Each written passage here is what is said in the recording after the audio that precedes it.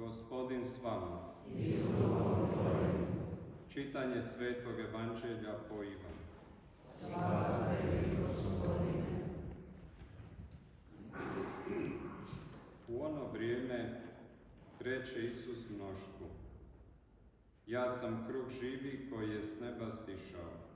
Ko bude jeo od ovoga kruha, živjet će uvijeke. Kruh koji ću ja dati, tijelo je moje za život svijeta.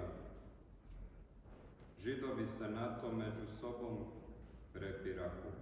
Kako nam ovaj može dati tijelo svoje za jelo? Reče im stoga Isus: Zaista, zaista kažem vam, ako ne jedete tijela Sina čovječega i ne pijete krvi njegove, nemate života u sebi. Ko blaguje tijelo moje i pije krv moju, ima život vječni, i ja ću ga uskrisiti u posljednji dan. Tijelo je moje jelo istinsko, krv je moja piće istinsko. Ko jede moje tijelo i pije moju krv, u meni ostaje i ja u njemu. Kao što je mene poslao živi Otac i ja živim po Otcu, tako i onaj koji mene blaguje, živjet će po meni. Ovo je kruh koji je s neba sišao, ne kao onaj koji jedoše očevi i pomriješe. Ko jede ovaj kruh, živjet će uvijeke. Riječ Gospodnja. Slava tebi, Kriste.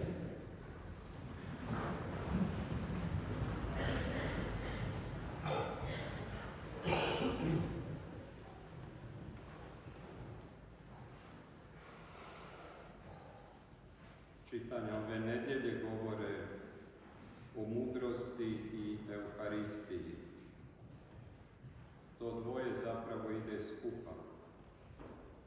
Prvo čitanje povezuje jedno s drugim u jednom nagovještaju onoga što će biti.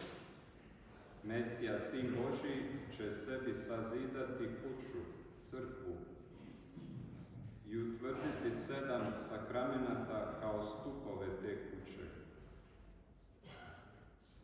kao ono što čini da božanski život u nama raste. Među tim stupovima jedan će biti osobiti, središnji. Kruh i vino koji će mudrost dati za život svojih ukućana, za svoju obitelj. Sve ljude ona poziva da se ostave nerazumnosti i djetinjarija, onoga što ne priliči zrelom čovjeku,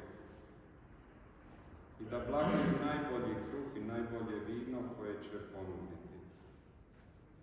Preporuča strah Božji koji je početak mudrosti. A ako želimo imati istinski život i biti sretni, savjetuje da susprežemo jezik od zla i usne od riječi prijevare, da se klonimo zla, da činimo dobro i da tražimo unutrašnji mir. Ne traži zapravo mnogo nošenje teških tereta, činjenje nemogućega, već odbacivanje iz naše svakodnevnice i iz kuće našega tijela onaj stari kvasac, koji čini da raste oholost, a sprečava porast nadnaravnog života u nama. A onda mudri Pavao savjetuje vjernicima u Efesu, a i svima nama, da razmotrimo kako živimo, da iskoristimo dane koji su nam dani, da napredujemo u spoznaji Božje volje, u ispunjenju Božjim duhom. I ono što iznenađuje, kaže sveti Pavao, pjevajte i slavite Gospodina u svom srcu. Ništa nas zapravo ne sprečava da to činimo. U takvoj duši Bog se može nastaniti. Što će činiti ako u nama stalno nalazi borbe, tjeskobne brige, buku misli, loša raspoloženja i osjećaja, zlo pamćenje? Ako u našoj nutrini nalazi ogovaranje i mrmljanje, oštre sudove i osude, nezahvalnost koja je upravo protivna Euharistiji, koja znači zahvala. Što će učiniti ako nađe buku i nered i nečistoću? Učinit će isto ono što i mi činimo. Maknut će se iz takve sredine i od takvog čovjeka. Kako će Duh Sveti naći prostora, da tako kažemo, u duši koja je sav dan ispunjena tjestovnim brigama, užurbanim poslovima, lošim mislima i raspoloženjima?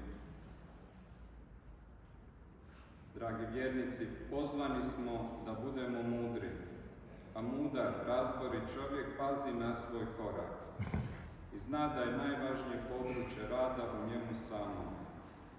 Zato dnevno radi na sebi, vježba svoj duh i ne izbjegava napor duše i tijela. Što je na kraju mudrost? Papa Benedikt XVI pod mudrošću misli na razumijevanje onog što je važno, na pogled koji obuhvaća ono bitno.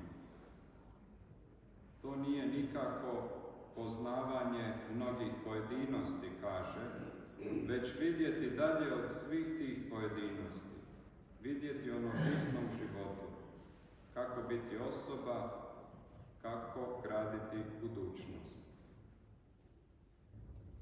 U današnjem evanđelju Božja mudrost nam govori nešto bitno i to naglašava riječima zaista, zaista.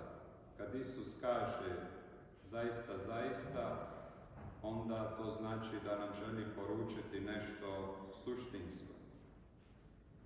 Zaista, zaista kažem vam, ako ne jedete tijela Sina čovječega i ne pijete krvi njegove, nemate života u sebi. U Euharistiji Božja mudrost dolazi k nam, čak što više, nastanjuje se u nama. Ali, kako smo čuli od iste te mudrosti, poziva da živimo mudro, razborito i da se ostavimo svega onoga što vječne mudrosti nije dostojno. I nemojmo se zavaravati misleći Bog me ljubi kakav jesam, jer u samoj knjizi mudrosti stoji, jer Bog ne ljubi nikoga osim onoga ko se druži s mudrošću. Evo, i to imamo u Svetom pismu. Tko živi tako da mu je u središtu života euharistijski Isus i njegov evanđelski nauk, i tko je iskreno pobožan i odan majci vječne mudrosti, koju u litanijama zovemo prijestolje mudrosti. U njemu Bog ostaje i on u Bogu. I Bog će ga uskrisiti u posljednji dan. Takav već ovdje na zemlji posjeduje istinski život i posjedovat će blaženi život u vječnosti. Amen.